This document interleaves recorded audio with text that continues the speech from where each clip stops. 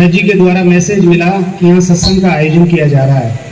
तो देखिए, एक बात तो सबसे पहले इस बात को हम समझेंगे कि सत्संग और भजन ये दोनों चीजें अलग अलग होती है। अभी जो गाए गए थे वो भजन थे और मैं आपको सत्संग सुना रहा हूँ। सत्संग सुनाने के बाद आपको भजन भी सुनाऊंगा। एक बार क्या होता है कि नगर के अंदर वेदव्यास ऋषि आए। जब वेदव्यास जी आए तो द्रौपदी ने विचार किया कि वेदव्यास जी आए हुए हैं, क्यों न इनके दर्शन किए जाए। कहा गया है कि संत मिलन को चालिए तज माया मोह अभिमान, जूजू पग आगे धरे कोटि यज्ञ समान। जो लोग यहाँ पर अभी सत्संग में बैठे हुए हैं ना, तो आप जो घर से चलकर आए ना यहाँ सत्संग में, तो एक एक कदम एक एक यज्ञ के समान है, इतना लाभ मिलता है। कहा गया है कि बिन सत्संग विवेक न होई, प्रभु कृपा बिन सुलभ न होई। ये ध्यान रखिए कि जब मालिक की कृपा होती है ना जिस भी मनुष्य के ऊपर, वही सत्संग में आकर बैठता है। तो जो आप जितने भी यहाँ पर बैठे हैं ना, हम सब परम सौभाग्यशाली हैं कि हम नींद का त्याग करके यहाँ सत्संग सुनने के लिए आए। तो द्रौपदी जब वेदव्यास जी के पास पहुंची, दंडवत उनको प्रणाम करी और प्रणाम करने के बाद वो बोलती कि हे गुरुदेव, मैं अपना भविष्य जानना चाहती हूँ कि मेरा भविष्य क्या है, मुझे बताइए। वेदव्यास जी ने कहा कि द्रौपदी, मैं तेरा भविष्य जानता हूँ। तो द्रौपदी ने दोनों हाथ जोड़कर कहा कि हे महापुरुष, अगर आप मेरा भविष्य जानते हैं तो मुझे बताइए। कि हे द्रौपदी, तू सुन लेगी? मैं कि हाँ बिल्कुल सुनेगी। कि द्रौपदी, जब तू इतनी विनती कर रही तो मैं तेरे को तेरा भविष्य बताता हूँ। तेरी वजह से लाखों लोग मारे जाएंगे और खून की नदियां बहेगी। अब आप देखिए, किसी भी इंसान के बारे में अगर ऐसा कहा जाए तो उसे बड़ा दुख होगा। द्रौपदी ने दोनों हाथ जोड़े और जोड़कर ये बोली कि देखिए, मैं नहीं चाहती कि मेरी वजह से लाखों लोग मारे जाए और खून की नदियां बहे। ऐसा कोई उपाय बताइए कि ऐसा ना हो। कि द्रौपदी, उपाय बता दूंगा, लेकिन ध्यान रखना, भूल मत जाना। द्रौपदी ने हाथ जोड़कर कहा कि नहीं, आप मुझे बताइए, मैं नहीं चाहती कि मेरी वजह से खून की नदियां बहे और लाखों लोग मारे। तो वो कहते हैं ठीक है द्रौपदी, मैं तुझे बताता हूँ, तुझे 3 चीजें ध्यान में रखनी है। तो द्रौपदी ने कहा कि बताइए क्या। सबसे पहली चीज, कभी किसी का अपमान मत कर देना। ध्यान रखना द्रौपदी, भूल मत जाना कि नहीं, मैं बिल्कुल याद रखूंगी, भूलूंगी नहीं। भाइयों बहनों, सत्संग में हमें बहुत सारी बातें सुनने को मिलती है, लेकिन हम सत्संग की बातों को इधर से सुनते हैं, इधर से निकाल देते हैं। इसी कारण हम जिंदगी भर दुख पाते हैं। कहा गया है कि जिस मनुष्य के जीवन में सत्संग नहीं, जिस मनुष्य के जीवन में सतगुरु नहीं, ये समझ लेना अभी तक उसका जीवन शुरू ही नहीं। इंसान के असली जीवन की शुरुआत तब होती है जब उसके जीवन में सत्संग और कोई सच्चे गुरु आते हैं। फिर उसने कहा द्रौपदी ने कि पहली बात मैं समझ गई कि मैं कभी किसी का अपमान नहीं करूंगी। दूसरी बात, द्रौपदी, अगर तेरा कोई अपमान कर दे तो तुझे गुस्सा नहीं होना है। कि ठीक है महाराज, ध्यान रखूंगी, अगर किसी ने मेरा अपमान कर दिया तो मैं बिल्कुल भी गुस्सा नहीं होऊंगी। तीसरी बात बताइए। तीसरी बात, अगर तेरा कोई अपमान कर दे और तुझे गुस्सा भी आ जाए तो हे द्रौपदी, बदला लेने की मत सोचना। अब देखिए भाइयों बहनों, वेदव्यास जी ने उपाय बता दिया। उपाय बताने के बाद वो याद रखी कुछ दिन, और कुछ दिन के बाद ही वो भूल जाती है। द्रौपदी ने क्या किया, जब दुर्योधन महल देखने के लिए, पांडवों का महल देखने के लिए जब दुर्योधन महल के अंदर आया, तो महल के अंदर एक चौक था जिसमें पानी भरा हुआ था और उसके ऊपर काई बिछी हुई थी, जो बिल्कुल ऐसे लग रही थी जैसे कोई मखमल टाइप हो, इस हिसाब से थी। तो जैसे ही दुर्योधन महल के अंदर गया और उसने पैर रखा तो वो पानी के अंदर गिर गया और पूरा पानी में भीग गया। यह दृश्य देखकर द्रौपदी उसको बोलती है कि अंधे का पुत्र अंधा। ये इस प्रकार से उसने दुर्योधन का अपमान कर दिया। भाइयों बहनों, ध्यान रखना, हमें भी ध्यान रखना है इस बात का। गोली का घाव भर जाएगा, लेकिन कड़वी गोली का घाव कभी भी नहीं भरता है। इसलिए बोलने से पहले 100 बार सोच लेना चाहिए कि मैं क्या बोल रहा हूँ। ऐसी वाणी बोलिए मन का आपा खोए, औरन को शीतल करे, आप वो शीतल हो। द्रौपदी ने अपमान कर दिया। अब आप देखिए वही बात दुर्योधन, वही महाभारत का युद्ध का कारण बनी, वो जरा सी बात, अंधे का पुत्र अंधा। दुर्योधन बहुत क्रोधित हुआ, उसने सोचा कि इसको तो मैं बताऊंगा। और आप देखिए छल कपट के द्वारा जुआ में पांडवों को जब हरा दिया, अपने भाई दुशासन को कहा कि द्रौपदी के केश पकड़ते हुए उसे भरी सभा में लेकर आओ। जब भरी सभा में केश पकड़ के द्रौपदी को लेकर आया तो द्रौपदी का क्या हो रहा है वहां? अपमान। वेद व्यास जी ने कहा कि हे द्रौपदी, तेरा कोई अपमान करे तो तुझे गुस्सा नहीं होना है। द्रौपदी बहुत गुस्सा हुई, यानी कि उसने वेद व्यास जी की दूसरी बात भी नहीं मानी। अब आप देखिए जब द्रौपदी का चीरहरण नहीं हुआ, यहाँ एक बात और समझने की है। जब दुशासन चीरहरण करता था तो द्रौपदी ने जोर लगाया, लेकिन उसका जोर कहाँ चलने वाला था। और हमारा भी कभी जोर नहीं चलता है, ध्यान रखना।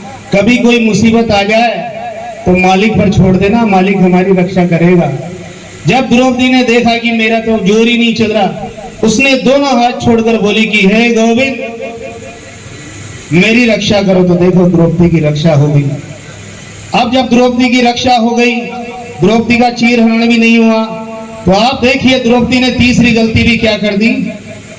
उसने वही भरी सभा के अंदर कहा कि हे दुशासन, तूने मेरे केस पकड़ के लाया है, जब तक मैं इन केशों को तेरे खून से नहीं धो लूं तब तक मैं शांति से नहीं बैठूंगी। तो आप देखिए वो बदला लेने की भी सोच ली। तो भाइयों बहनों, हमेशा ध्यान रखना, अगर हम संतों के अनुसार चलेंगे तो जीवन में हमेशा सुख शांति से रहेंगे। और अगर हमने संतों की बात को नहीं मानी तो हम जिंदगी भर बड़े दुख पाते हैं। इसलिए हमें संतों की बात जरूर माननी चाहिए। बोले श्री सत्य गुरुदेव की।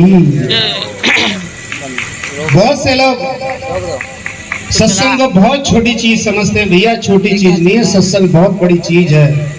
ऐसे ही रात का समय था, दो चोर चोरी करने जाते थे, लेकिन एक चोर ने कहीं सुन लिया था कि भैया सत्संग में जाने का बहुत लाभ मिलता है। अब जैसे यहाँ अभी सत्संग हो रहा है, वैसे सत्संग की आवाज सुनने के बाद जो दूसरा चोर था उसने अपने साथी से कहा कि भैया आज चोरी करने नहीं जाएंगे, आज सत्संग सुनेंगे। मैं कि क्यों भाई, अपना तो काम ही चोरी करने का है, ये सत्संग वाली कौन सी बात आ गई बीच में? कि नहीं, मैंने कहीं सुना है कि सत्संग में जाने का बहुत लाभ होता है। तो दूसरे दोस्त ने कहा मैं कि कुछ लाभ आप नहीं है, चल चोरी करने चल। अब आप देखिए कई बार किसी के दिमाग में जब कोई बात बैठ जाती है तो बैठ ही जाती है। उसने कहा कि भैया कुछ भी हो, आज तो मुझे सत्संग ही सुनना है, मैं चोरी करने नहीं जा रहा हूँ। अब आप देखिए वो सत्संग में बैठ गया। जिस तरीके से आप लोग बैठे हैं, जिस तरीके से आप ध्यान से सत्संग सुन रहे हैं, वो भी आगे आगे बैठकर ध्यान से सत्संग सुना। 4 बजे जब आरती हुई तो 4 बजे अंधेरा रहता है। जैसे ही वो अपने घर जाने लगा, एक बड़े से पत्थर से टकराया, उसका बहुत सारा खून बह गया। जैसे तैसे करके पट्टी बांधकर घर पहुंच गया। और जो दूसरा चोर चोरी करने के लिए गया, उसे चोरी में 100 सोने के सिक्के मिले। और जब दोनों दोस्तों की मुलाकात हुई सुबह, तो उस जिसको 100 सिक्के मिले तो उसने कहा कि भाई क्या हुआ, तू तो बोल रहा था सत्संग में जाने का बहुत लाभ होता है, भैया ये काय की पट्टी बंध गई तेरे। मैं कि देख, हाँ बिल्कुल कर रहा हूं इसको मैं कि देख भाई, मैं कि अगर तू मेरे साथ चलता तो 100 सोने के सिक्के मिलते, 50 तेरे होते, 50 मेरे। अब ये सुनने के बाद उसका दिमाग खराब हो गया। लेकिन आप देखिए जीवन में कभी कोई मुसीबत आए ना, तो हमसे श्रेष्ठ व्यक्ति की शरण में जाना चाहिए। वो आदमी वहीं चला गया जहाँ गुरु महाराज थे, जो सत्संग सुना रहे थे। और सत्संग में जाकर उन्होंने सारी बात बता दी कि हम ऐसे 2 चोर है, मैं कल सत्संग सुनने के लिए आया, मुझे ये कहा गया था कि सत्संग का लाभ मिलता है, लेकिन लाभ कहाँ मिला, मेरा तो नुकसान हो गया, मरते मरते बचाऊं। उसको 100 सोने के सिक्के मिले, अगर मैं उसके साथ जाता तो 50 मेरे होते और 50 उसके होते। तो आप देखिए जो गुरु महाराज थे, उसने कहा कि ये मूर्ख इंसान, ध्यान से सुन, कल 4 बजे तू कहीं भी रहता तो तेरी मौत का योग था, तेरी मौत हो जाती। लेकिन सत्संग सुनने से तेरी मौत का योग टल गया। और अगर वही तेरा दोस्त इस सत्संग में आ जाता तो अगले जन्म में राजा बनने का योग होता। इसलिए भाइयों बहनों, सत्संग का इतना प्रभाव पड़ता है। सत्संग को कभी भी छोटी चीज नहीं समझना। अब आपके सामने एक भजन प्रस्तुत करने जा रहा हूं। मुझे समय सीमा बता दी गई है, लेकिन कोई बात नहीं, जब सब लोग भजन गा देंगे उसके बाद मैं 2 घड़ी का आध्यात्मिक सत्संग वापस चालू करूंगा। अब आप एक भजन सुन लीजिए। भैया कहाँ गए और घर वाले, बुला लो उनको। देखिए कबीर साहब का एक भजन है और बड़े प्रेम से और ध्यान से आप सुनिए। किसी भी काम को अगर हम ध्यान से करते हैं तो जीवन में सफलता मिलती है। उसी प्रकार से सत्संग में जब भी बैठे तो भैया ध्यान देकर सत्संग सुनना चाहिए। ठीक है भैया, धीरे धीरे ना। कबीरा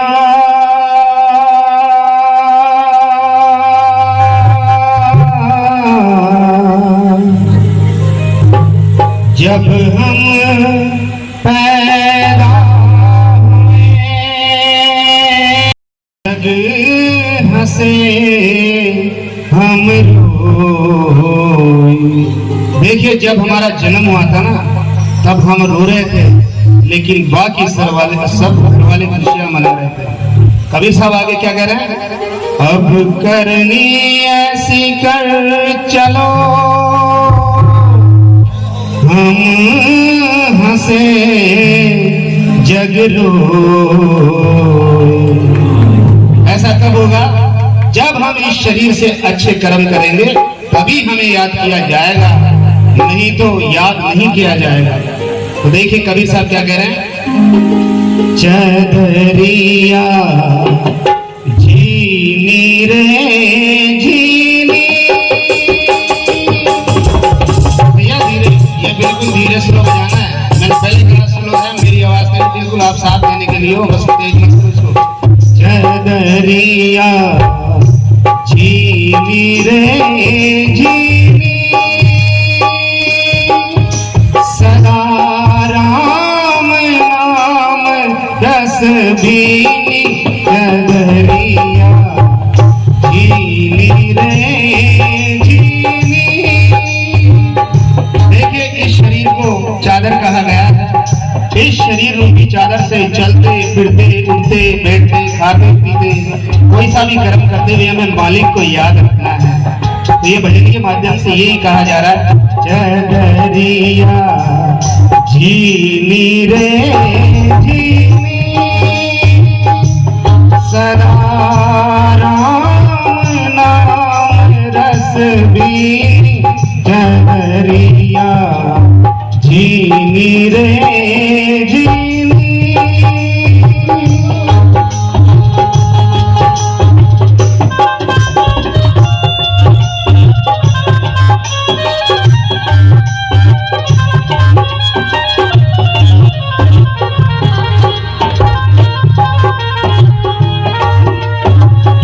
देखिए इस चादर का कैसे निर्माण होता है, कबीर साहब अगली कड़ी बता रहे हैं। अष्ट कमल का चरखा बनाया 5 तत्व की भूमि। अष्ट कमल का चरखा बनाया 5 तत्व। 9-10 मास पुनन को लागे मूर्ख मैली कीनी। चदरिया जीनी रे जीनी सदा राम नाम रस बीनी। चदरिया जीनी रे जीनी। आप देखिए जो ये शरीर है 5 तत्वों का बना हुआ है, पृथ्वी अग्नि जल वायु आकाश। हम शरीर नहीं है, हम शरीर के अंदर रहने वाली अजर अमर अविनाशी आत्मा है। लेकिन आप देखिए जो लोग इसके महत्व को नहीं समझते, शरीर के महत्व को, वो इसे कभी काम में, कभी क्रोध में, कभी लोभ में, कभी मोह में, अहंकार में बिगाड़ते रहते हैं। भैया इस शरीर से भगवान की स्मृति रखनी है, भगवान का हमेशा नाम स्मरण करते रहना है। चदरिया जीनी रे जीनी सदा राम नाम रस बीनी। चदरिया जीनी रे जीनी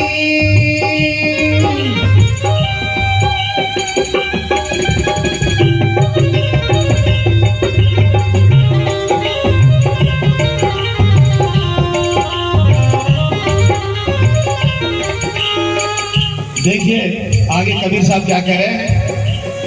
जब मोरी चादर बन घर आई, रंग रेज को दीन चदरिया, रंग रेज को दीन। जब मोरी चादर बन घर आई, रंग रेज को दीन चदरिया, रंग रेज को दीनी।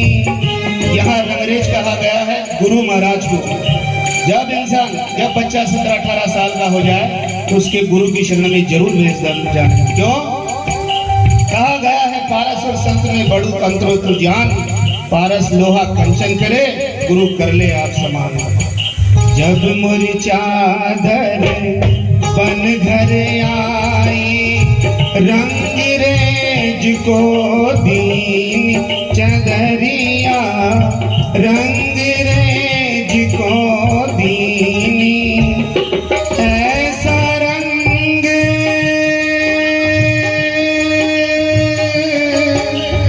ऐसा रंग रंगा रंग रेने के लालो लाल कर दीनी चदरिया, झीली रे झीली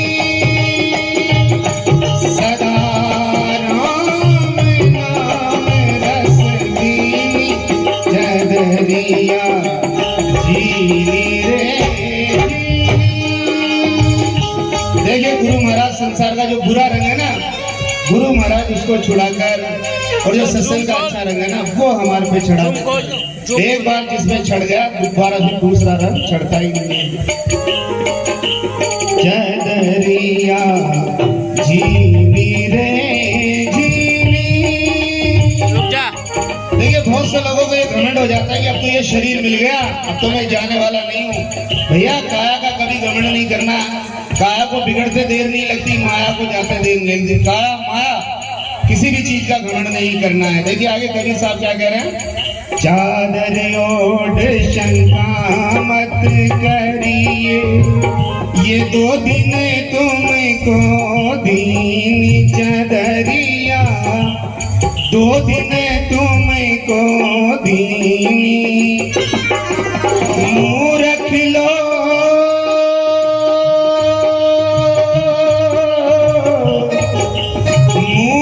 लोग भेद नहीं जाने, दिन दिन मैली कीनी चदरिया, झीली रे झीली सदा राम नाम रस बीनी चदरिया, झीली रे झीली। चलते फिरते उठते बैठते खाते पीते हमेशा मालिक को याद करो। खुद मालिक बनने की कभी मत सोचो। जो मालिक बनने की सोचेगा संसार में दुख ही पाएगा। चदरिया झीली रे झीली। देखिए अब ये अंतिम घड़ी है। कबीर साहब उदाहरण से ही बता रहे हैं। ध्रुव प्रहलाद सुदामन ओढ़ी चदरिया,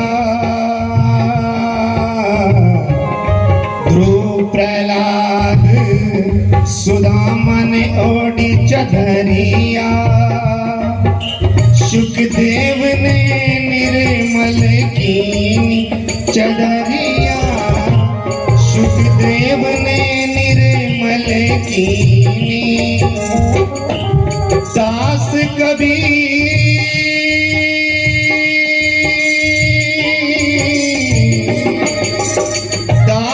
कबीर ने ऐसी ओढ़ी जो की त्यों धर दीनी चदरिया, झीली रे झीली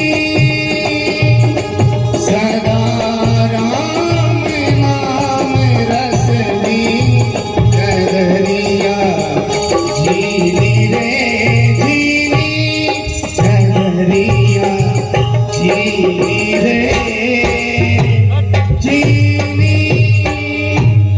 बोले सतगुरु कबीर साहिब परमात्मा की जय हो। बोले श्री तुलसीदास जी महाराज की, बोले सभी संतों की जय हो।